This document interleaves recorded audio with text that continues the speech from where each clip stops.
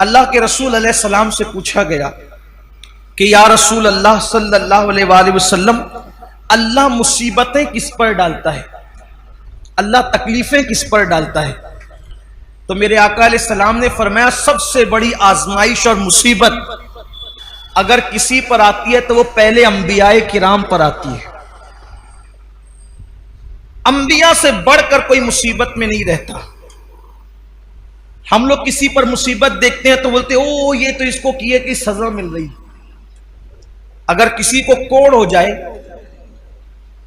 कोई कोड़ी हो जाए, कोड़, किसी को जुजाम हो जाए, कोई नाबीना हो जाए, अंधा हो जाए, तो लोग उसके बारे में मजहबी महफिलों में भी डिस्कस करते हैं कि उसको उसके किए की सजा मिल रही है। अल्लाह से माफी मांगो ना कहा करो। उसकी वजह यह है, अगर वो मोमिन है, अगर वो मोमिन है और कोड़ी हो गया, जुजामी हो गया, है मुसलमान, तो अल्लाह तबारक व तआला उन लोगों को उस वक्त जन्नत में दाखिल फरमाएगा। अभी तक लोग कब्रों से कुछ उठे होंगे, कुछ उठने वाले होंगे, उससे पहले अल्लाह उनको जन्नत में दाखिल फरमाएगा। मैं अभी हदीस पढ़ूंगा उस पर आपके सामने। इसलिए किसी मुसलमान की तकलीफ पर कोई डिस्कस ना किया करें। किसी मुसलमान की मुसीबत पर कोई, कुछ लोग नाबीना होने पर भी कोई अंधा हो गया, अच्छा था अंधा हो गया, उस पर मजाक उड़ाते हैं। मजहबी हलकों में बाज़ाब्ता स्टेजों पर मजाक उड़ाया गया उन बुजुर्गों का जिनको आखिरी उम्र में, लंबी उम्र होने की वजह से या ज़ौफ होने की वजह से आंखों की बीनाई चली गई थी। क्या क्या उनको नाम दिए गए।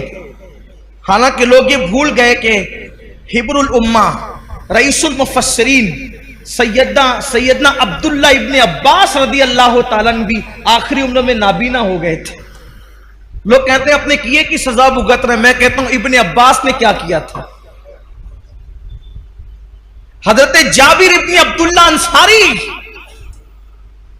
जिनके घर हुजूर अलैहिस्सलाम की दावत मशहूर है, आखिरी उम्र में वो नाबीना हो गए थे। कई सहाबा के नाम लिए जा सकते हैं जो आखिरी उम्र में नाबीना हो गए थे। लेकिन यहां तो बस इल्म नहीं है, बल्कि अगर कुछ पढ़ा, हमने कुछ पढ़ भी लिया है तो हमारे इल्म पर हमारी जिहालत गालिब आती है।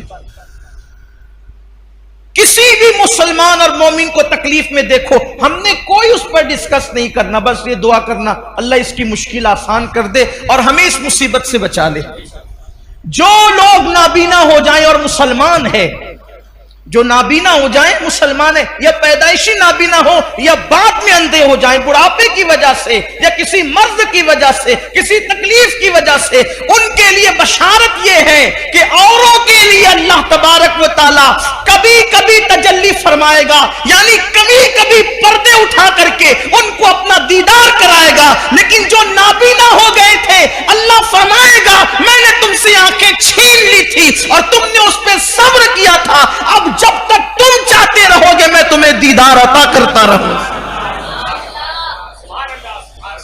जब तक चाहते रहोगे मैं तुम्हें दीदार अता, मगर शर्त यह है कि वो सब्र करें।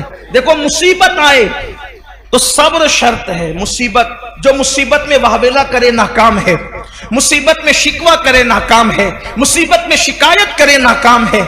लेकिन जो सब्र करे, सब्र असल चीज है। सब्र, सारे इनामात उस वक्त मिलेंगे जब वो सब्र करे। आका अलैहिस्सलाम ने फरमाया सबसे ज्यादा मुसीबत नबियों पर आती है, फिर जो नबियों से करीब होते हैं उन पर आती है, फिर जो उनसे करीब होते हैं उन पर आती है। यानी मुसीबतें हैं किसके लिए? बल्कि एक हदीस पाक ये भी है, अल्लाह के रसूल अलैहिस्सलाम वुजू कर रहे थे। यहां पर थोड़ा इश्क रसूल का बाब भी खुलेगा, वाह होगा, इश्क रसूल का बाब भी वाह होगा, और हम देखेंगे कि हम में कौन आशिक रसूल है। हुजूर अलैहिस्सलाम वुजू फरमा रहे थे और पानी हुजूर अलैहिस्सलाम के वुजू का ढलान की तरफ बह रहा था। वुजू का पानी ढलान की तरफ बह रहा था। एक सहाबी थे वहां मौजूद, उन्होंने अर्ज किया या रसूल अल्लाह सल्लल्लाहु अलैहि वसल्लम, मैं आपसे इश्क करता हूं, मोहब्बत करता हूं आपसे। हुजूर ने फरमाया सल्लल्लाहु अलैहि वसल्लम, क्या कहा तुमने? हुजूर मैं आपसे इश्क करता हूं। करीम आका जिसके कान लाले करामत है, दूर और नजदीक के सुनने वाले वो कान, कान लाले करामत पे लाखों सलाम। हुजूर अलैहिस्सलाम ने तीसरी बार पूछा, क्या कहा तुमने? हुजूर मैं आपसे इश्क करता हूं। आका फरमाते हैं, तो अगर तू वाकई मुझसे इश्क करता है तो मुसीबत और आजमाइशों के लिए तैयार हो जा, क्योंकि जो हमसे इश्क करता है अल्लाह उस पर मुसीबतों के दरवाजे खोल देता है, अल्लाह उस पर तकलीफों के दरवाजे खोल देता है। हमसे मोहब्बत करने वालों पर आजमाइश और मुसीबतों के दरवाजे इतनी तेजी से खुलते हैं और मुसीबतें उसके पास इतनी तेजी से भाग भाग कर आती है, जैसे ये वुजू का पानी तेजी से ढलान की तरफ गिर रहा है, वैसे मुसीबतें तेजी से उसके पास आती है।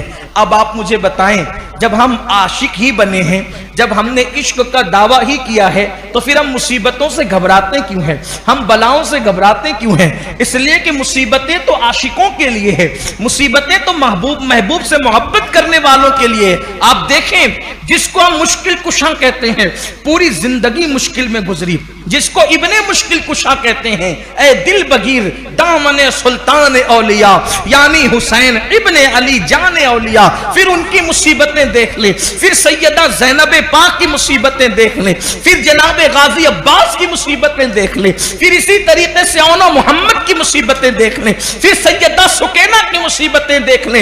इसी तरीके से जो है अल्लाह अकबर सैयदा बीबी पाक सैयदा फातिमा ज़हरा की, उनकी खुद की मुसीबतें देख ले।